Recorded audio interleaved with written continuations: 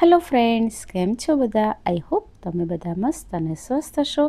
તો આજે આપણે ગુજરાતીઓની મોસ્ટ ફેવરિટ સુખડી, જેના માટે કહેવાય છે કે સુખ આપે એ સુખડી, તો આ આપણી એક હાથવગી મીઠાઈ કહી શકો તમે. અને મીઠાઈ છે પણ હેલ્ધી છે. તો એના માટે અહીં એક વાડકી આપણે ચોખ્ખું ઘી લીધું છે, સ્લો ગેસે ગરમ થવા મૂક્યું છે. તો ઘીની અંદર આપણે ચપટી લોટ નાખી અને જોઈશું લોટ ધીમે ધીમે ઉપર આવે, મતલબ આપણું ઘી ગરમ થઈ ગયું છે. તો એ વખતે આપણે એની અંદર એક વાડકી જુવારનો લોટ નાખીશું, અડધી વાડકી ઘઉંનો ભાખરીનો લોટ આપણે અંદર ઉમેરીશું અને અડધી વાડકી આપણે ઘઉંનો રોટલીનો લોટ અંદર ઉમેરીશું. તો આ રીતે આપણે ટોટલ 2 વાડકી લોટનો ઉપયોગ કરી અને સુખડી બનાવીશું. તો અહીં 2 વાડકી લોટ અને 1 વાડકી ઘી અને 1 વાડકી ગોળ, એ રીતનું માપ લઈ અને સુખડી આપણે બનાવીશું. તો અહીંયા જે વાડકીમાં મેં ઘી લીધું છે એની અંદર થોડું ઘી મેં ઊણું રાખેલું છે, મતલબ 1-2 ચમચી ઓછું જ ઘી અંદર હતું અને જે બાકી થોડું રાખ્યું હતું એ પણ અંદર ઉમેરી દીધું છે. જેટલું ઉમેર્યું છે એ સિવાય 2 ચમચી ઓછું અંદર હતું, જે આપણે પછી જે જરૂર લાગશે તો આપણે ઉમેરીશું. તો હવે આપણે એને સતત મિક્સ કરતા રહીશું, ગેસની ફ્લેમ સ્લો રાખીશું અને હવે એ લોટ છે એમાંથી સરસ સુગંધ આવે, પ્લસ એનો કલર ચેન્જ થાય અને લોટ ફૂલે અને ઘી છૂટું પડે. આટલી 4 નિશાની છે. તો એ ચારેય વસ્તુ જ્યારે એમાં દેખાય તમને, ત્યારે સમજી જવાનું કે લોટ આપણો શેકાઈ ગયો છે. તો લગભગ 7થી 8 મિનિટ તો થશે તમને સ્લો ગેસે શેકતા. તો અહીંયા જુવારનો લોટ આપણે વધારે લીધો છે, કેમ કે આપણે થોડી વધારે હેલ્ધી બનાવીશું. આમ પણ સુખડી તો હેલ્ધી જ છે, પણ એને હેલ્ધી વધારે બનાવવા માટે આપણે જુવારનો લોટનો ઉપયોગ કર્યો છે.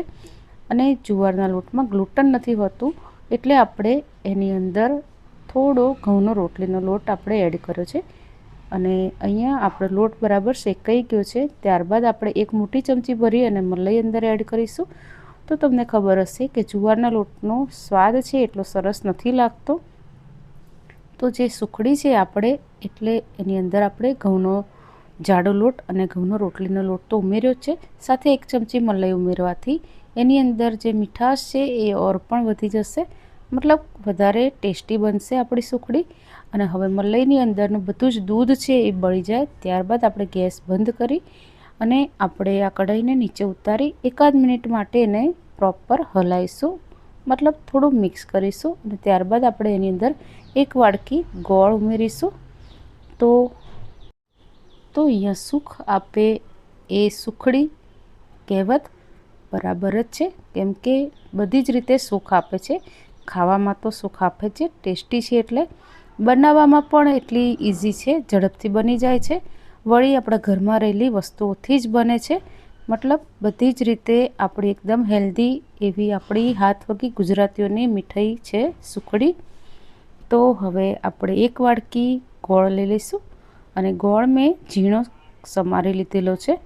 તમે બને તો એને એકદમ છુમરી લેવાનો ગોળ નહીં, જેથી અંદર કોઈ ઝીણા ટુકડા પણ ના રહે કે ગાંગડા પણ ના રહે.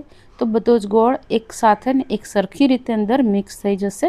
અહીંયા મારા ગોળની અંદર નાના નાના ટુકડા છે ગોળના, એટલે એને ઓગળતા વાર લાગી છે, પ્લસ થોડા ઘણા રહી પણ ગયા છે.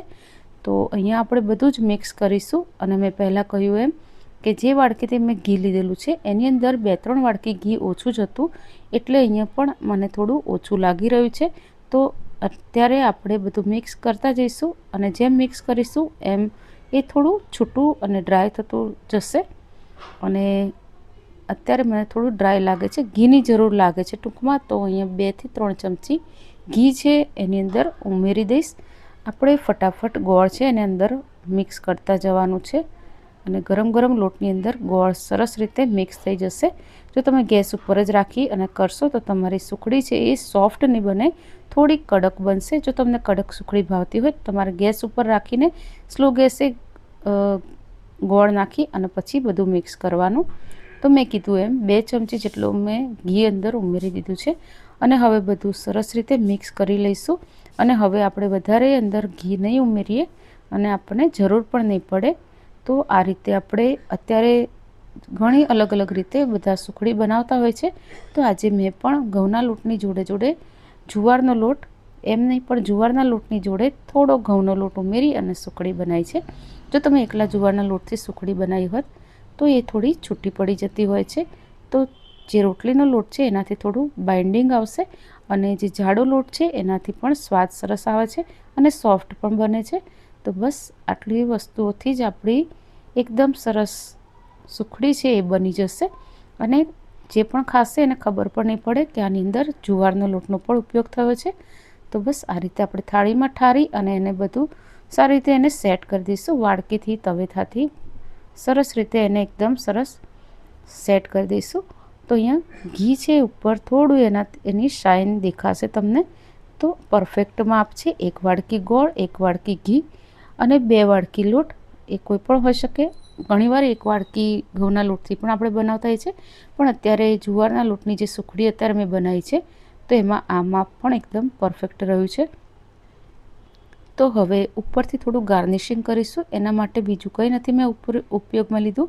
થોડી ખસખસને મેં થોડી સ્પ્રિંકલ કરી છે. તમે કાજુ, બદામ, પિસ્તા કંઈ પણ તમને પસંદ હોય તમે ઉપરથી છાંટી શકો છો, અથવા કંઈ પણ નહીં છાંટો તો પણ સરસ જ બનશે. તો આપણે ગરમ ગરમ જે સુખડી છે ઠારેલી એની અંદર આપણે કટ આપી દઈશું. તો ચપ્પુ છે મારું એકદમ સ્મૂધ રીતે અંદર આ રીતે હું કટ આપી શકીશું. ચપ્પુ છે એકદમ સ્મૂધ રીતે ફરી રહ્યું છે, મતલબ આપણી સુખડી છે એકદમ સોફ્ટ છે. થોડા ઘણા અંદર ગોળના જે ઝીણા ટુકડા છે એને લીધે થોડું અટકી ગયું હતું.